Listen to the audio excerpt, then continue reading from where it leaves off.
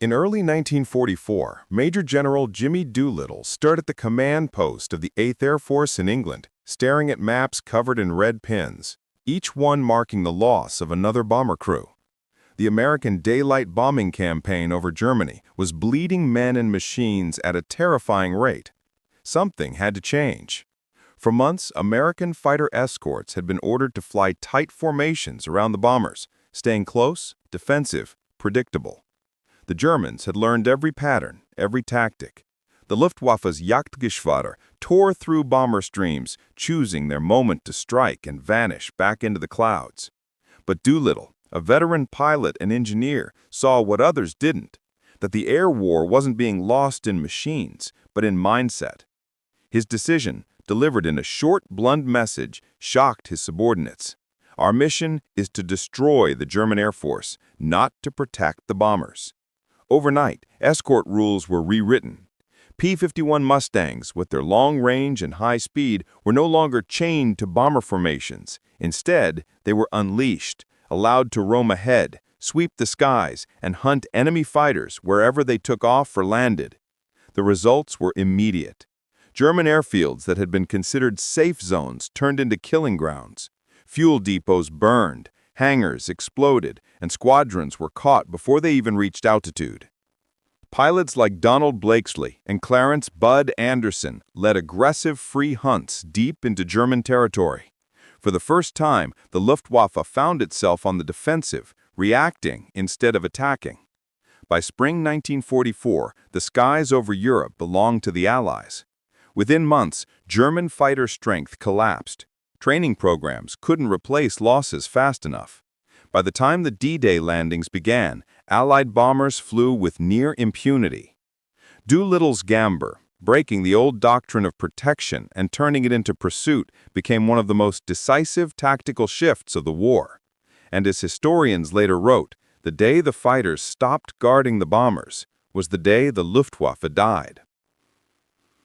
In the months that followed Doolittle's decision, the skies above Germany turned into a storm of fire and aluminum.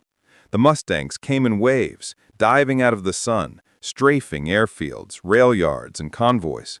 To the Germans, it felt like the Americans had found a way to be everywhere at once. In February 1944, the Allies launched what they called Operation Argument. The German pilots had another name for it, Die Große Woche, the Big Week. For 7 relentless days, the 8th Air Force and the Royal Air Force struck at Germany's aircraft factories, fuel depots, and airfields. The goal was simple: destroy the Luftwaffe before the invasion of Europe. By then, the German air defense system was already stretched thin. Fuel shortages, pilot fatigue, and the constant pressure of escort sweeps left little time for maintenance or training. Every mission the Luftwaffe flew was a gamble. Each one cost them aircraft they could no longer replace. For many German pilots, the first warning came not from radar, but from the sound of machine guns tearing across the runway. American fighters were now attacking airfields directly, catching planes as they tried to take off. The once proud Jagdgeschwader, the fighter wings that had once ruled the skies of Europe, were now bleeding to death on their own soil. Oberleutnant Hans Eckehard Bob, a veteran of the Eastern Front, later recalled, "We could not fight them everywhere. When we took off, they were already above us. When we landed, they followed us home." Pilots were forced to scatter, landing on improvised fields, hiding their planes under trees, anything to avoid the ever-present Mustangs. In Berlin, Luftwaffe High Command tried to regain control. They issued desperate orders: pull fighters back, regroup, defend key cities. But every defensive move just opened another hole somewhere else. The Americans didn't need to win every battle. They only needed to keep the Germans flying, burning fuel, and losing men. By March, German aircraft production had reached record numbers thanks to Albert Speer's reorganization of industry. But the pilots to fly them were gone. The only experienced airmen who had survived since 1940 were dead, captured, or exhausted. Their replacements were boys, 18, sometimes 17 years old, barely trained, barely alive after their first combat mission. A German instructor named Wilhelm Jonen described it bitterly. We were feeding children into the sky to die. Meanwhile, on the Allied side, the morale change was electric. Bomber crews who once flew in terror now saw American fighters slicing through enemy formations, chasing down FW-190s and BF-110s with surgical precision. Pilots began painting kill marks on their noses. Names like Old Crow, Big Beautiful Doll, and Ferocious Frankie became legends in the air. The P-51 Mustang, with its bubble canopy and Merlin engine, was the perfect predator. It could climb higher, dive faster, and outlast almost everything the Germans had. With 85-gallon drop tanks, it could escort bombers all the way to Berlin and still have fuel left to fight. The Germans tried everything. They deployed Me-410 heavy fighters, rocket interceptors, and finally the revolutionary Me-262 jet, the first of its kind. But it was too late. By the time the jets entered service in late 1944, Germany's infrastructure was shattered. Airfields were cratered, fuel was nearly gone, and the few jets that did take off were swarmed by Mustangs before they could reach combat speed. Adolf Galland, the Luftwaffe's famed general of fighters, said it best: "We were outnumbered, outflown, and outproduced. Courage is all we had left." As the summer of 1944 approached, the destruction reached its peak. Entire German cities were burning under Allied bombing campaigns. In the skies above, dogfights turned one-sided. American formations now cruised with near impunity, their escorts sweeping far ahead, cutting down whatever dared rise to meet them. On June 6th, D-Day began. The invasion fleet crossed the Channel under a sky dominated by Allied aircraft. German radar stations went silent. Their few remaining fighter units were pinned to the ground or scattered beyond reach. The Luftwaffe, once the pride of the Reich, could do nothing but watch. Within weeks, Allied troops had a foothold in Normandy. With control of the air, supply lines stayed open, and the Allied advance began to roll eastward. The German army, stripped of air cover, was exposed to endless strafing runs. Columns of tanks and trucks burned across France and Belgium. For the pilots of the 8th Air Force, the missions continued. Deeper, longer, deadlier. Berlin, Munich, Hamburg, Dresden. One by one, the heart of the Reich was set ablaze. And yet, for men like Jimmy Doolittle, victory was never simple. Behind every triumph lay a cost. By the end of 1944, more than 26,000 airmen of the 8th Air Force had been killed in action, more than the entire U.S. Marine Corps lost in the Pacific. But the strategy had worked. The Luftwaffe was gone. The skies belonged to the Allies. In the ruins of German airfields, American troops later found hangars filled with half-built fighters, jets without engines, and rows of wrecked planes abandoned in haste. The empire that once dreamed of air supremacy had been destroyed not just by bombs, but by a single idea, that attack is the best defense. Historians would later mark 1944 as the year the Luftwaffe died, not in one battle, but through a slow, relentless strangling of fuel, pilots, and hope. And at the center of it all stood Jimmy Doolittle, the man who dared to change the rules. For the rest of his life, he refused to call himself a hero. When asked about his decision, he simply said, "We didn't set out to win glory. We set out to win the war." As the war drew to a close, the Mustangs flew one final time, not to fight, but to escort the bombers that dropped food to starving civilians across Europe. It was a strange ending for the machines that had once brought so much destruction. But in that silence, above the ashes of the Reich, the message of Doolittle's gamble still echoed. Courage, freedom, and the belief that even the smallest change in strategy can alter the course of history. And so the man who taught bombers to be hunters left behind more than victories. He left behind a lesson that power isn't just built in factories, but in decisions made by those brave enough to break the rules. When the smoke cleared over Europe in 1945, the world of flight had changed forever. The war that began with biplanes and propellers ended with jets and rockets. Every nation that survived it knew the next war would not be fought the same way. In the wreckage of German airfields, American and British intelligence teams moved quickly. Their mission was simple: capture everything: planes, engines, scientists, documents. What they found stunned them. Inside hidden hangars were prototypes of jet-powered fighters, long-range missiles, and radar-guided bombs. Technology years ahead of anything the Allies had built. Germany had lost the war, but its research would shape the future of aviation. The Allies called it Operation Lusty, an acronym for Luftwaffe Secret Technology. Hundreds of German engineers and test pilots were quietly taken to the United States under what would later be known as Operation Paperclip. Among them were men like Werner von Braun, who had built the V-2 rocket, and engineers who designed the Me-262, the first operational jet fighter in history. To the Americans, it was both an opportunity and a warning. If Germany could come that close to creating weapons of the future, what would happen if another enemy did it first?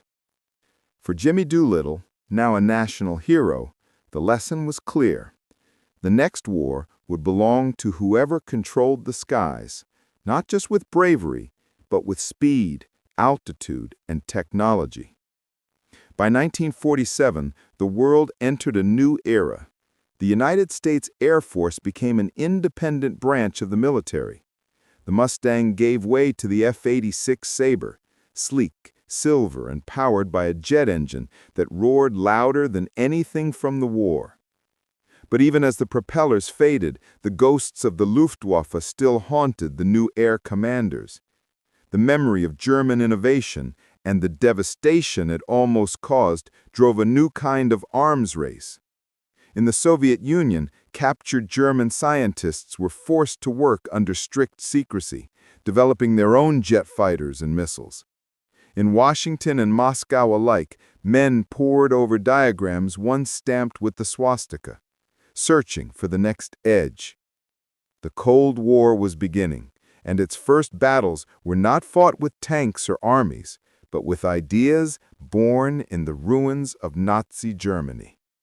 Jimmy Doolittle watched this transformation from a distance. After the war, he retired from active command, but remained an advisor to the Air Force. In interviews, he often spoke not of victory, but of balance, warning that technology could never replace human judgment. "Machines may win battles," he once said, "but men win wars." His words echoed through the corridors of the Pentagon as jet fighters began to push beyond the sound of sound. Pilots who had once flown Mustangs now sat in cockpits of Sabres and starfighters, breaking the limits that had defined aviation for decades. The lessons of the Luftwaffe's fall became doctrine. Never allow your enemy to build strength in the air. Strike early, control the sky, dominate from above. It was a strategy that shaped every conflict that followed: Korea, Vietnam, the Gulf, and beyond. In 1953, American F-86s faced Soviet MiG-15s over the skies of Korea. The dogfights were brutal, fast, and eerily familiar. Both sides used tactics born from Doolittle's 1944 decision: aggressive sweeps, forward engagements, and complete air denial. The war had changed, but the logic remained the same. Whoever owned the sky owned the battlefield.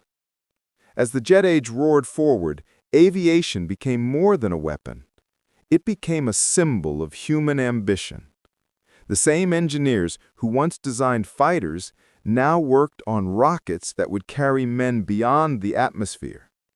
Within 2 decades, the descendants of those wartime machines would take mankind to the moon. For Germany, the aftermath was silence. The Luftwaffe was dismantled, its surviving pilots scattered, its once proud squadrons erased. But in the 1950s, under NATO, a new German Air Force was born, one built not on conquest, but on cooperation. Many of its early commanders had once fought against the Allies. Now they trained alongside them, flying American jets under a different flag. History had come full circle.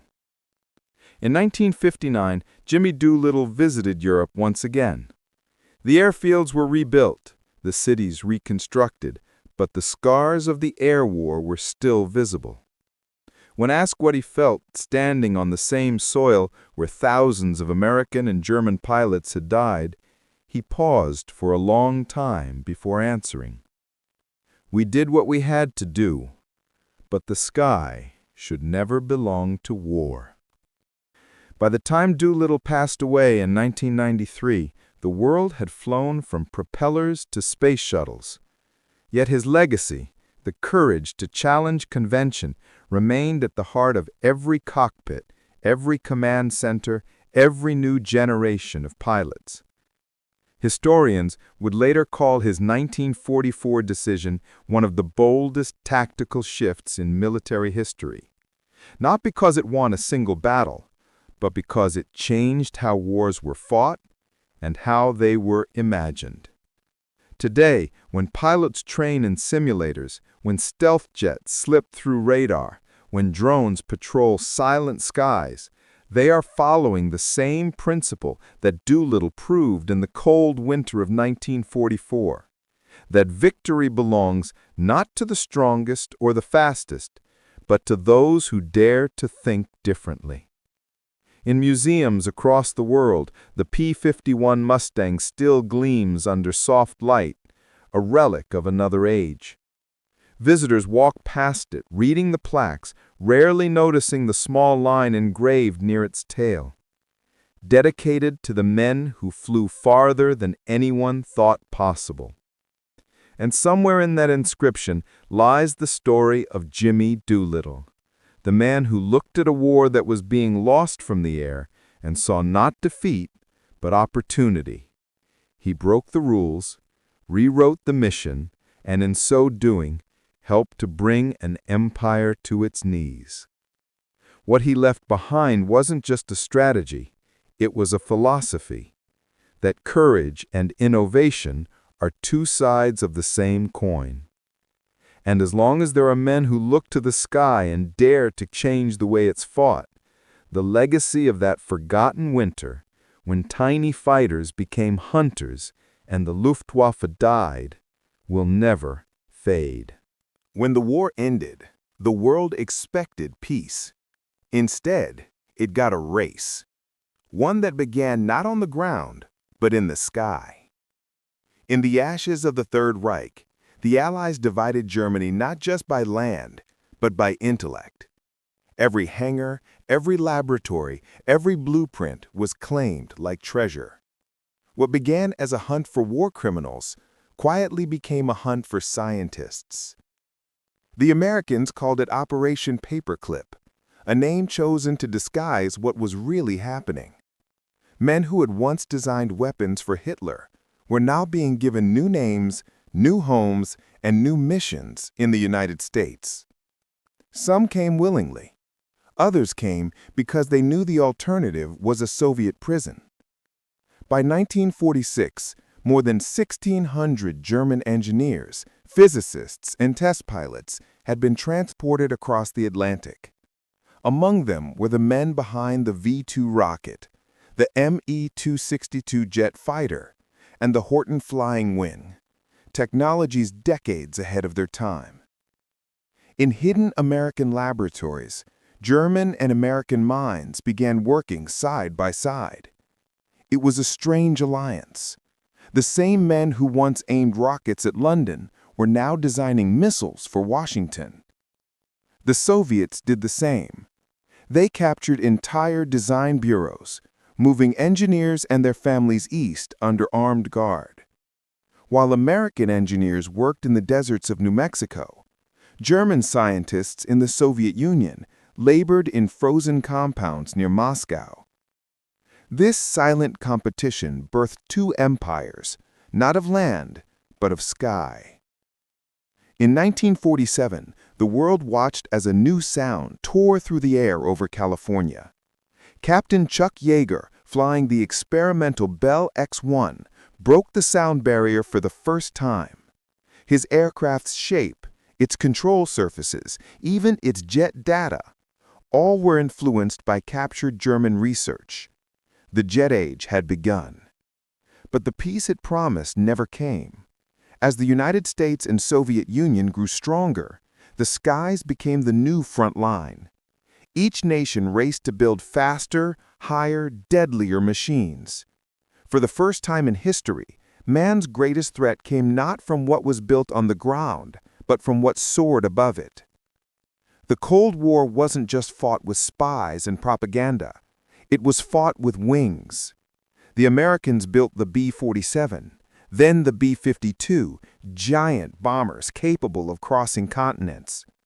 The Soviets responded with the Tu-95, a propeller-driven beast that could carry nuclear weapons across oceans. And behind each design was the same DNA. German blueprints, modified, improved, evolved. What Hitler's engineers had dreamed of as weapons of domination became the foundation of global deterrence. In the 1950s, as nuclear tension rose, both superpowers turned their eyes upward, beyond the sky, toward the stars. Rockets that once carried warheads were now reimagined to carry men. The same men who built the V-2, Wernher von Braun, now worked for NASA, leading the design of the Saturn rockets that would one day reach the moon. His past was complicated, his conscience buried under layers of secrecy. But to Washington, results mattered more than redemption. By 1957, the Soviets struck first. A silver sphere named Sputnik orbited the Earth, announcing to the world that the USSR had reached space before America. It wasn't just a scientific victory, it was psychological warfare. If the Soviets could launch a satellite, they could launch a bomb. The Americans were stunned. Newspapers screamed of a missile gap. Suddenly, the race for the skies became a race for survival. President Eisenhower ordered the creation of a new agency, NASA, and within a few years, the same technology that had once terrorized Europe now carried astronauts beyond the atmosphere. Each step of that journey, every engine test, every re-entry calculation, traced its lineage back to those cold hangars of 1945. The war had ended, but its science had never stopped. And while America celebrated the moon landing in 1969, deep in the Soviet Union, engineers worked in silence, trying to build rockets that could match the American Saturn V. They never did. But both nations understood the same truth. The future of power was no longer measured in armies. It was measured in altitude. The same philosophy that Jimmy Doolittle had proven in 1944, that control of the sky meant control of destiny, had now evolved into something cosmic. Yet not all lessons were noble. The Cold War saw the skies become a theater of fear. Nuclear bombers patrolled endlessly, ready to strike at a moment's notice. Spy planes like the U-2 and SR-71 Blackbird flew higher than ever before, photographing entire countries from the edge of space. Satellites replaced scouts, missiles replaced bombers, and decisions once made by pilots were now made by machines. For the men who had lived through World War II, it felt like a strange kind of progress. They had fought for air superiority with courage and skill. Now, computers and radar ruled the battlefield. But even in this new age, the old truth remained. The sky still decided who ruled below it. By the 1970s, the Cold War entered its most dangerous phase. The Vietnam War had proven that air power could destroy cities, but not always win hearts. Jets like the F-4 Phantom screamed across jungles, dropping more explosives than the entire Pacific War. Yet victory remained elusive. It was a brutal reminder that technology alone was not enough. Doolittle's old warning echoed once more. Machines may win battles, but men win wars. As decades passed, the world's skies filled with new generations of aircraft. Stealth fighters invisible to radar, drones guided by satellites, bombers that never needed pilots. But every innovation, every silent flight, every sonic boom still carried the same origin, a blueprint drawn in wartime Germany, reimagined by those who once fought against it. Today, when astronauts look down from orbit and see the thin blue curve of Earth, they're staring at the same sky that once burned with war. And beneath it lies the history of mankind's most relentless ambition: to conquer the air, no matter the cost. From the roar of the Mustang to the whisper of the stealth jet, from the MEQ-62 to the Saturn V, the line of progress is unbroken. It runs through battlefields, laboratories, and launch pads, through courage, competition, and compromise. And though the flags have changed and the enemies have faded, the lesson remains the same. The power to rise above is both our greatest gift and our greatest temptation. As the 20th century ended, the world finally realized what Jimmy Doolittle and his generation had already known: that the sky, once a place of wonder, had become the ultimate battlefield. And from that battlefield, humanity would never truly return. When the Cold War finally began to thaw, the world breathed a sigh of relief, but the machines never stopped flying.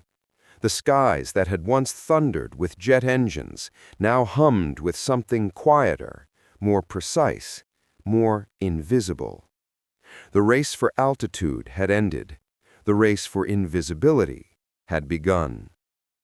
In 1977, deep within a secret test range in Nevada, known only by its code, Area 51, a small team of engineers began testing something the world had never seen before. Its shape looked wrong, almost alien, a collection of flat, sharp angles that defied every aerodynamic rule. They called it Have Blue. What emerged from those tests would become the F-17 Nighthawk, the world's first operational stealth aircraft. Its purpose was simple: to make radar blind. And for the first time since Doolittle's decision in 1944, air superiority would depend not on who flew higher or faster, but on who could not be seen at all. The technology was born not from brute force, but from mathematics. A Russian physicist named Pyotr Ufimtsev had written a forgotten paper in the 1960s describing how radar waves reflected off flat surfaces. American engineers rediscovered it, realizing it was the key to creating an aircraft that could slip through enemy defenses unseen. In 1991, during the Gulf War, stealth finally proved itself. While Iraqi radar operators stared at empty screens, F-117s were already above their cities, dropping laser-guided bombs on command centers and power stations. For the first time in history, a nation's capital was struck, and its defenders never saw what hit them. To the world, it looked like magic. To the pilots, it felt like the future. But that future came with a price. As aircraft became invisible, war itself began to disappear from public view. Battles were no longer fought between armies. They were executed through screens, satellites, and precision-guided coordinates. In the years that followed, the quest for invisibility evolved into the quest for autonomy. Unmanned drones replaced reconnaissance planes. By the early 2000s, aircraft like the Predator and Reaper could circle for hours, striking targets thousands of miles away. The pilot's cockpit became a computer terminal, and the battlefield became global. One man could launch an attack in Afghanistan while sitting in a trailer in Nevada. For the first time, humanity had created a way to wage war without setting foot on the battlefield. It was efficient. It was clean. It was terrifying. The line between soldier and operator blurred, replaced by algorithms and artificial intelligence. In modern conflicts, drones hunt not only by orders, but by data. They recognize patterns, predict behavior, and decide when to strike. The human hand still presses the button, but the machine finds the target. And yet, as technology advanced, the philosophy that began with Doolittle's doctrine remained unchanged. Control the skies, and you control the war. From the burning skies of Berlin to the invisible patrols above Baghdad, the same principle guided every conflict. The 21st century introduced a new player, the network. Fighters no longer flew alone. They flew as nodes in a vast digital web. The F-22 Raptor and F-35 Lightning II became not just aircraft, but data centers with wings, exchanging information, mapping enemies, and guiding missiles fired from ships hundreds of miles away. Air superiority had evolved into information superiority. And while the world admired the precision and power, few realized what was quietly being lost: the human connection. The dogfights that once decided the fate of nations, where courage and instinct ruled, had become simulations and screens. Pilots still trained for combat, but most would never fire a shot in anger. The machines now did the fighting. As artificial intelligence entered military systems, the balance between human judgment and machine efficiency grew uncertain. An AI can calculate faster, strike sooner, and never hesitate, but it cannot understand mercy. Military theorists began to warn that the greatest danger of the 21st century wasn't nuclear, it was autonomous. A world where war could begin not with orders, but with an algorithm's miscalculation. Still, nations pressed forward. China built stealth drones that could fly for days. The United States developed hypersonic glide vehicles capable of traveling 5 times the speed of sound. Russia, Europe, and Israel poured billions into AI-assisted targeting systems. The sky had once been a battlefield.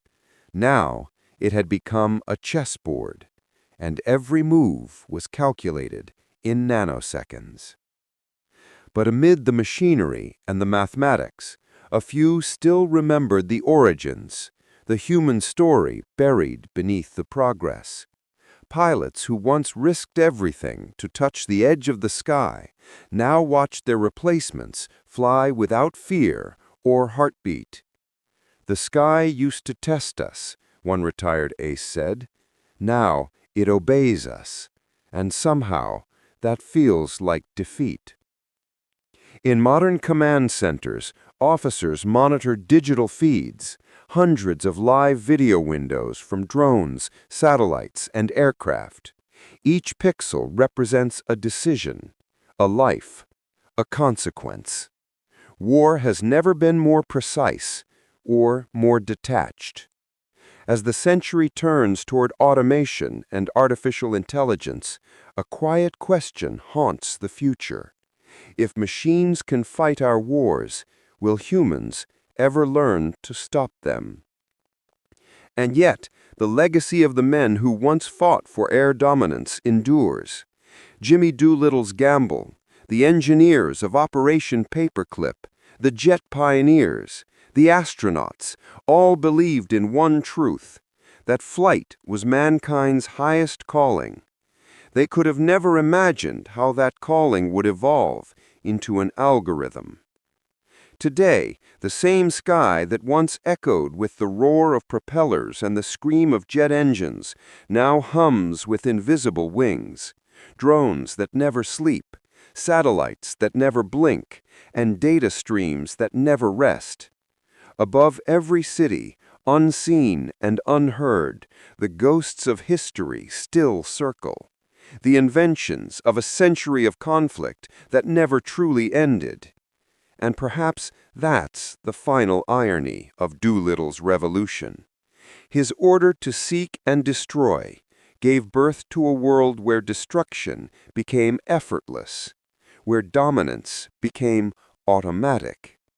But in that silence above the clouds, there's also something else, a fragile reminder of how far we've come and how much we've lost. The same sky that once witnessed courage, sacrifice, and the dawn of human flight now watches something entirely new, a species that no longer needs wings to fly, only code. And that code, written in the language of war, lies the story of every machine that ever took to the air. The story that began with propellers and ended with algorithms. The story of mankind's endless climb toward the heavens, toward power, toward perfection. A climb that even now has no end. When mankind first looked up, the sky was a mystery, vast, untamed, unreachable. For thousands of years it belonged only to the birds, to the clouds, to the gods. But in the span of a single century, we took it all. It began with wooden wings and open cockpits. Men strapped engines to fragile frames, chasing dreams of flight, and sometimes falling to their deaths for the chance to touch the wind. The sky tested them, humbled them, and made them heroes. Then came war, and everything changed. Flight was no longer a dream, it was a weapon. From the trenches of France to the burning cities of Europe, the sky became the new battlefield. Every generation built faster, higher, deadlier machines. And with every victory, humanity moved one step further from the wonder that had started it all. By the time Jimmy Doolittle rewrote the rules of war, the world had already crossed a threshold. Flight had become domination. The men who once risked their lives for exploration were now fighting for survival.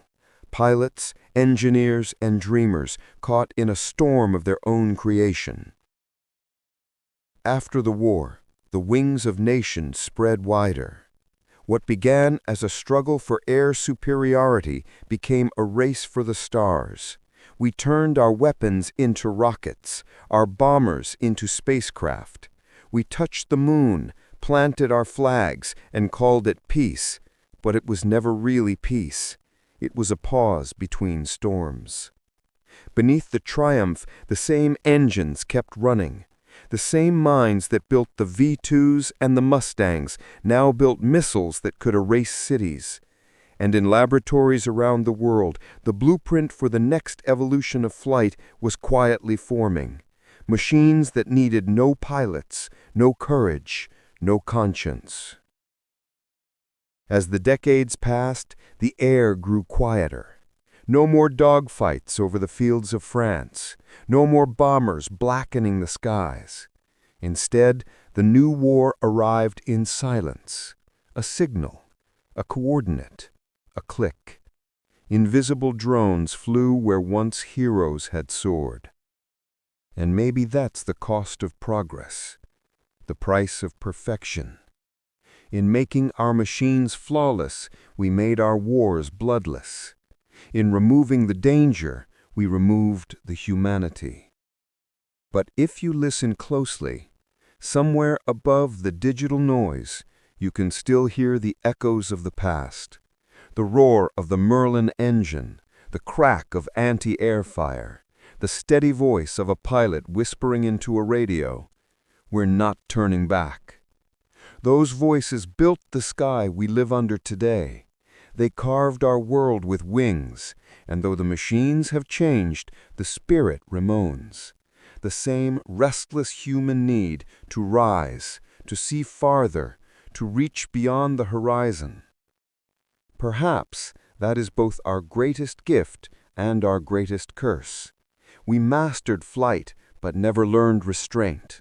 We conquered the air, but not ourselves. The story of air power is not just the story of war. It is the story of us, our ambition, our fear, our endless hunger to climb higher. And as long as the sky still calls, mankind will keep answering, building, flying, reaching, until there is nowhere left to go but beyond. Because in the end, the sky doesn't belong to the machines. It belongs to those who dare to look up and dream.